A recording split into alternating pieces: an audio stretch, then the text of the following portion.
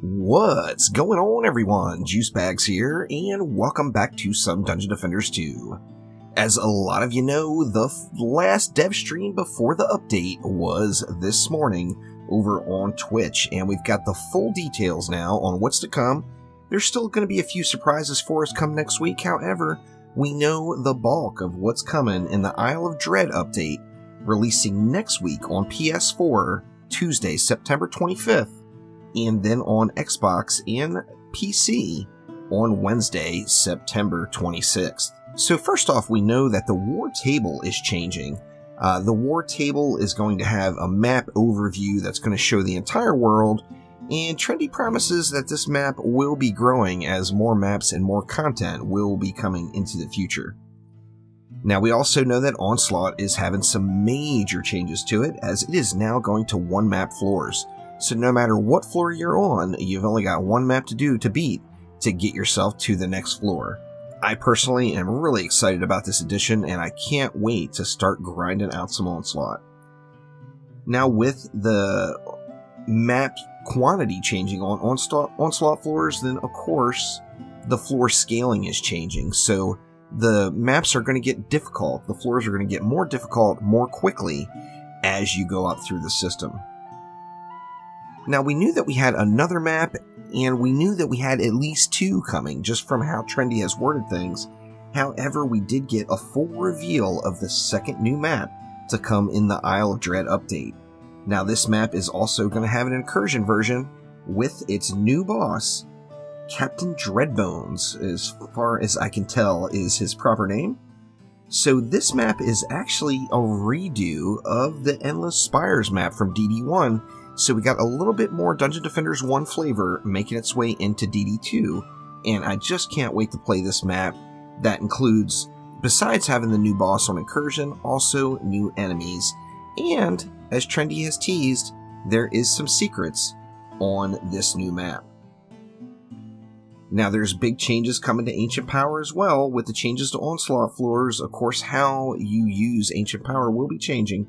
And we know just the stats alone are changing, and we've got 4 new categories being added. So Hero Crit Chance, Hero Crit Damage, Defense Crit Chance, and Defense Crit Damage will both be coming into the mix. By the teaser of what we've seen in the dev stream, it appears that the Crit Chance nodes will go up to 5%, and the Crit Damage nodes will go up to 20%. So it's 1%. And then 4% per point, depending on whether it's crit chance or crit damage.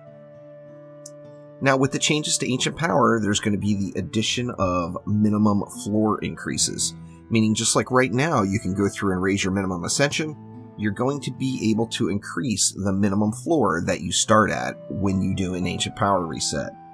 Now, this means that your floor required, or your goal floor, to do another Ancient Power reset will be increasing.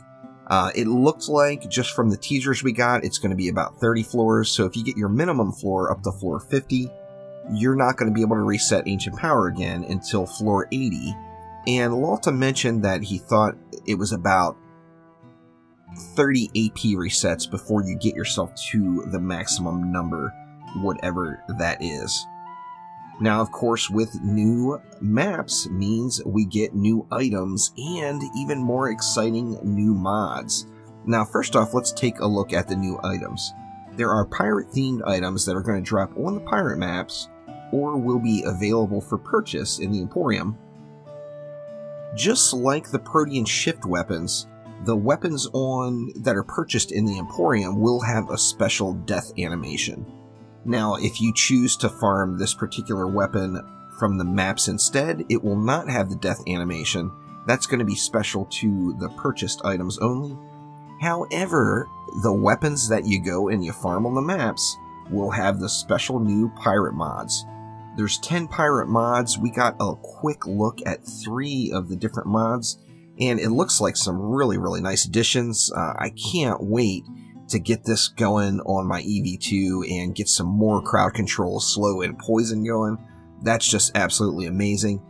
Anyone who has been asking for a counter to assassins, well, the counter to assassins has arrived in the form of this mod right here, and these weapons, both the ones that are farmed and the ones that are purchased, will be tradable between players.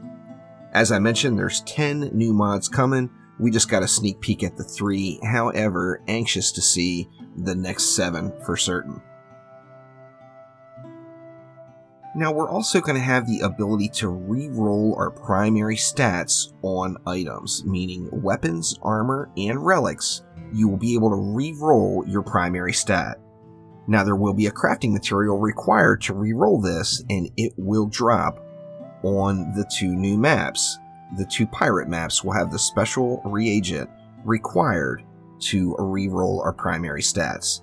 Now, this means that you'll be able to re-roll the armor value on any armor items, you'll be able to re-roll the hero damage value on any weapon, and then you'll be able to re-roll either the defense power or defense health on a relic based off of whether it's a medallion or a totem.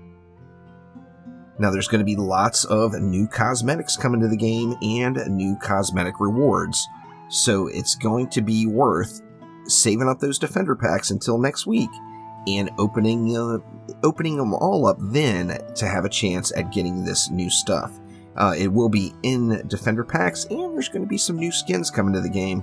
The new barbarian skin particularly looks pretty darn cool.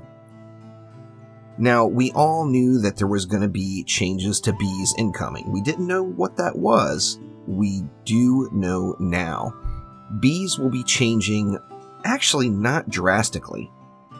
The amount of damage they put out and their attack speed and range are both going unchanged.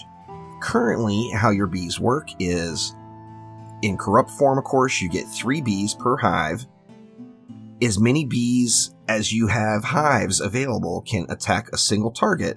However, if there's just 1 bee hive down with 3 hornets present, and you've got 1 target, only 1 of those bees will attack. As currently, per hornet's nest that you put down, can only attack 1 bee, can only attack 1 enemy that's from that nest. Now, there is a change coming. The change coming is now only 3 bees from any number of nests will be able to hit 1 single target. However, all 3 bees from the same nest will be able to hit 1 single target. So if you have 1 nest now and 1 target, you're still going to have 3 bees attacking.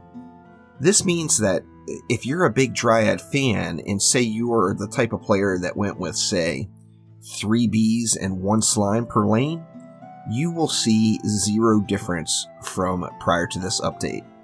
Now, where this is really going to see any sort of effect is if you are the type of bee builder that like to put, say, 6 bees per lane. You could potentially see some mobs leaking through, maybe not, we'll have to check the power of them. However, this does not seem like a nerf like a lot of people are screaming. Now, weapon manufacturers are going to be getting a change as well. The Shocking Revelation mod is going unchanged, and a lot of people love that mod. The stun is staying, the damage amount is staying. However, weapon manufacturers themselves are getting a change that's similar to the bee change. Now, we don't know what that is yet. We'll have to wait and see. However, the base mechanic of the weapon manufacturer itself is going to be getting the adjustment. Now, Trendy did also mention there was going to be some balance changes, and they didn't go into any more specifics than that. However, one little thing that snuck its way into the dev stream, I don't know if that was intentional or not, is this boom chip. Now, that means that boom servos and the boom chips will be getting an adjustment, and it appears like they're going to go to a straight value based off of the mob and not just a flat based off of defense health. Now, this means that although these boom chips are still going to be wildly effective, they're going to lose a little bit of their pizzazz when it comes to pushing into higher difficulty onslaught floors. As we know, one of the biggest changes when you raise onslaught floors is the mob health goes up, making the old boom servos and boom chips more effective. This could be a potential change that is in the mix with the balance changes we're going to see next week. Now, Elandrian also teased that back several months ago, they did mention the potential of DD2 guilds coming to play, where you could actually join a guild in Dungeon Defenders 2. Now, there hasn't been any talk about it for several months, and Elandrian brought it back up and said that it will be coming relatively soon, where they're going to introduce DD2 communities, which are going to function as a guild. Of course, we'll have to gather more information on that before we can make any decisions on whether we like it or not. Personally, I welcome the idea of having guilds in DD2. I think it is an absolute awesome thing.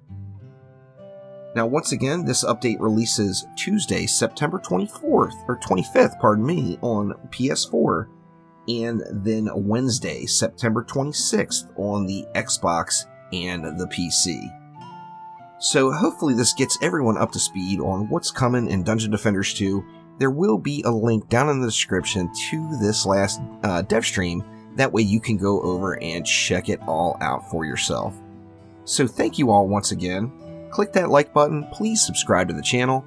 I will be back very soon with more Dungeon Defenders 2, and I am just stoked for the Isle of Dread coming next week. So thank you once again, and I will see you next time around. Take it easy.